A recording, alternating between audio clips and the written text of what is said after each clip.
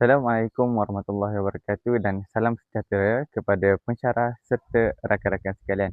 Pada hari ini, saya akan membentangkan tentang isu yang berkaitan dengan tuntutan wilayah di Laut Cina Selatan, iaitu mengenai Pulau Layang-Layang yang merupakan sebahagian daripada Kepulauan Spratly. Pulau ini menjadi perhatian banyak negara kerana kedudukan yang strategik serta potensi yang sangat bernilai. Selain itu, beberapa negara turut membuat tuntutan terhadap kawasan ini termasuk Malaysia, China, Taiwan, Filipina dan Vietnam. Oleh itu, dalam pembentangan ini saya akan menjelaskan beberapa perkara penting, iaitu latar belakang Pulau Layang-Layang, negara-negara yang menuntut pulau tersebut, tindakan yang telah diambil oleh Kerajaan Malaysia serta kesan tindakan terhadap tersebut kepada negara kita dan juga negara jiran. Bagaimana terumbu layang-layang boleh menjadi pulau layang-layang? Ya, kita dapati ada satu tukun batu yang cuma ternampak bila air surut saja. Dia hampir tenggelam lah. Jadi kita berpendapat bahawa dianya berada dalam kita punya continental shelf, iaitu kita ada hak di situ.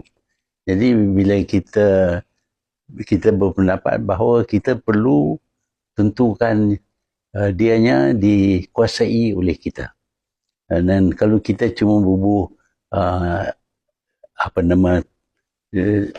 batu macam tanda dimiliki oleh Malaysia tak mencukupi, pasal kadang-kadang negara lain boleh datang buang petanda yang kita buat itu dan mereka ambil alih. Sebab itu kita buat keputusan untuk bangun layang-layang, terumbu layang-layang ni. Sebenarnya sebelum daripada itu ada satu pulau yang nama Amboina Cay. Amboina Cay ini memang satu pulau. Pada mulanya dia juga berada dalam perairan Malaysia. Mula kita nak ambil alih Amboina Cay, tetapi kita batal cadangan itu dan Vietnam telah ambil alih pulau itu. Jadi kita nak cari pulau yang lain. Tapi cuma ada batu ini saja, kecil saja. Jadi kita nak buat pulau. Jadi kita hantar kaut pasir apa semua melungguk di situ supaya dia jadi satu pulau. Itulah dia cukup besar sehingga kita boleh buat landasan kapal terbang. Kapal terbang pun boleh turun di situ dan kita dapat bangunkan satu hotel di situ. Jadi pulau Layang-Layang itu menjadi satu tempat untuk orang yang suka menyelam di situ.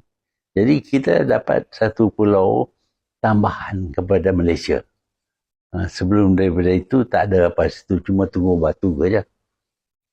Itulah Pulau Layang-Layang yang kita bangunkan.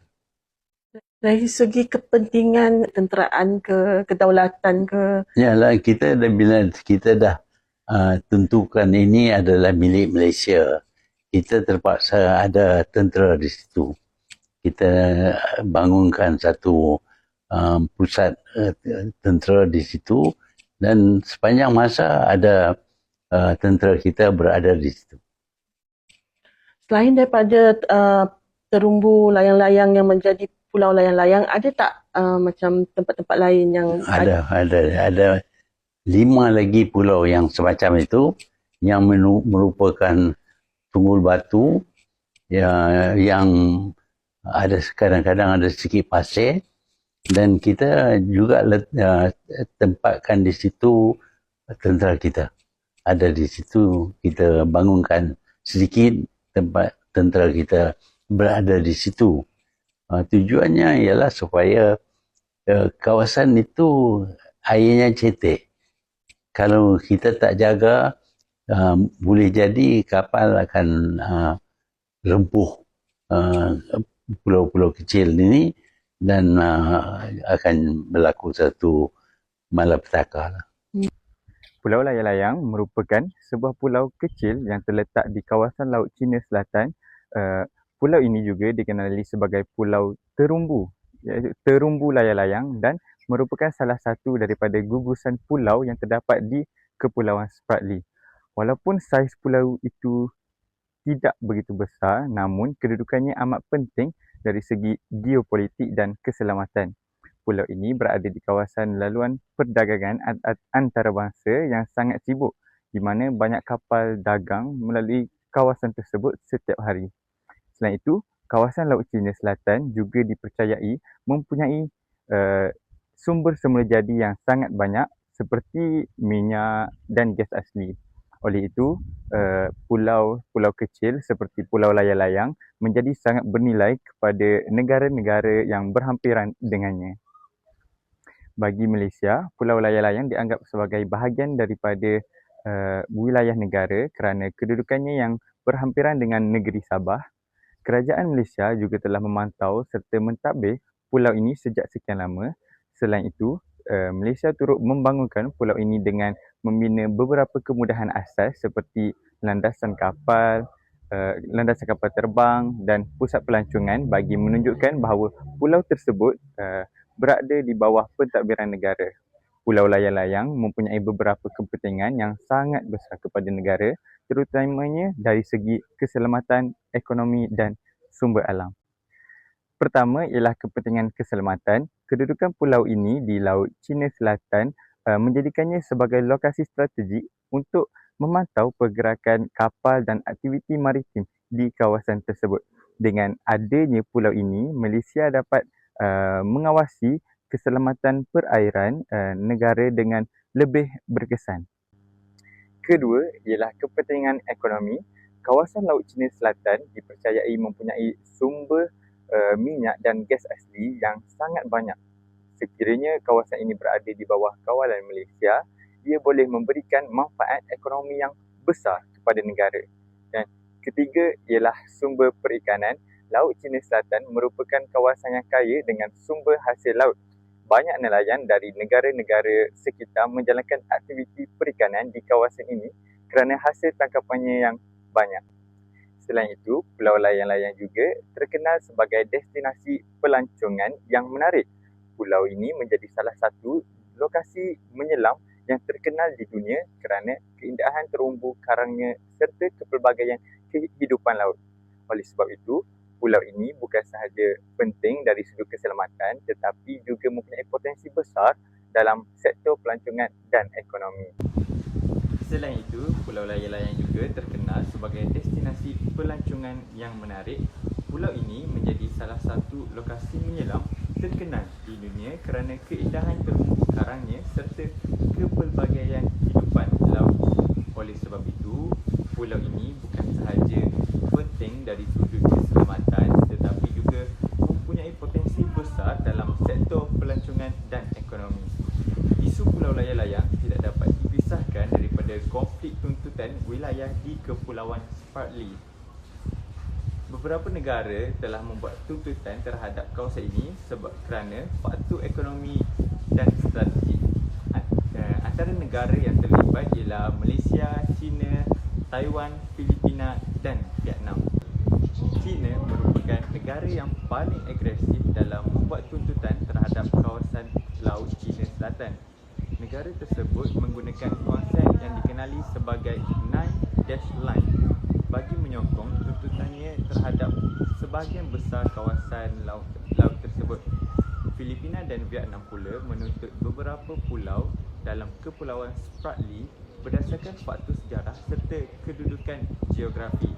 Taiwan juga turut membuat tuntutan terhadap kawasan tersebut. Situasi ini menyebabkan kawasan Laut Cina Selatan menjadi salah satu kawasan yang paling sensitif dari segi geopolitik di dunia. Walaupun begitu, kebanyakan negara yang terlibat cuba menyelesaikan isu ini melalui rundingan diplomatik bagi mengelakkan konflik ketenteraan. Kerajaan Malaysia telah mengambil beberapa langkah bagi mempertahankan kedaulatan negara terhadap pulau layang-layang.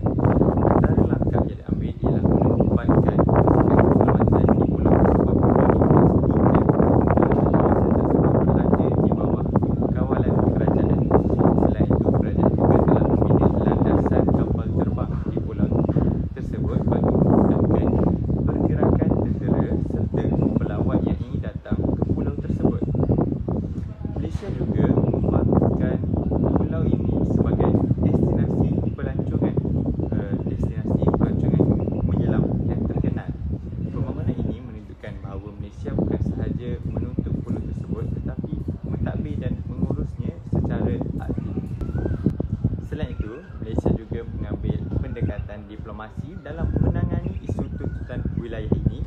Kerajaan sering mengadakan rundingan dengan negara-negara yang terlibat bagi memastikan keamanan dan kestabilan di rantau Asia Tenggara dapat dikekalkan. Pendekatan ini menunjukkan bahawa Malaysia lebih mengutamakan penyelesaian secara aman berbanding konflik ketenteraan. Tindakan kerajaan Malaysia dalam mempertahankan pulau layang-layang memberikan beberapa kesan positif kepada negara. Pertama, ia membantu mengukuhkan kedaulatan negara terhadap wilayahnya. Dengan mentadbir dan membangunkan pulau tersebut, Malaysia dapat menunjukkan bahawa pulau itu berada di bawah kawalan negara. Kedua, tindakan ini dapat meningkatkan keselamatan maritim negara. Kehadiran pasukan keselamatan di pulau tersebut membantu memantau aktiviti di Laut Cina Selatan. Ketiga, pembangunan sektor pelancongan di pulau tersebut dapat menjana pendapatan kepada negara serta membuka peluang ekonomi kepada industri pelancongan. Selain itu, penguasaan kawasan tersebut juga memberikan peluang kepada Malaysia untuk menerokai sumber semula jadi yang terdapat di kawasan Laut Cina Selatan. Walaupun tindakan Malaysia memberikan manfaat kepada negara, namun ia juga memberi kesan kepada hubungan kepada jiran-jiran negara. Sesetengah negara turut membuat tuntutan mungkin melihat tindakan Malaysia sebagai cabaran terhadap tuntutan mereka. Hal ini boleh menimbulkan ketegangan diplomatik antara negara yang terlibat. Namun begitu, kebanyakan negara di rantau ini masih mengutamakan rundingan bagi mengelakkan konflik yang boleh menjejaskan keamanan serantau. Dalam menghadapi isu ini, tuntutan wilayah seperti ini, diplomasi memainkan peranan yang sangat penting. Negara-negara yang terlibat perlu mengadakan rundingan secara berterusan bagi mencari penyelesaian yang adil dan aman. Kerjasama serantau juga penting bagi memastikan kestabilan dan keselamatan di kawasan Laut Cina Selatan dapat dikekalkan. Sebagai kesimpulan, Pulau Layang-Layang merupakan sebuah pulau kecil yang mempunyai kepentingan yang sangat besar dari segi ekonomi, keselamatan dan geopolitik. Walaupun terdapat tuntutan daripada beberapa negara terhadap kawasan tersebut, Malaysia tetap berusaha mempertahankan haknya melalui pelbagai langkah, termasuk pembangunan pulau, kehadiran pasukan keselamatan serta pendekatan diplomasi. Namun begitu, penyelesaian yang paling penting dalam isu ini ialah melalui kerjasama antarabangsa dan rundingan secara aman. Dengan cara ini, keamanan dan kestabilan di rantau Asia Tenggara dapat dikekalkan demi kepentingan semua pihak. Sekian, wabillahi taufiq wal hidayah. Assalamualaikum warahmatullahi wabarakatuh. Terima kasih.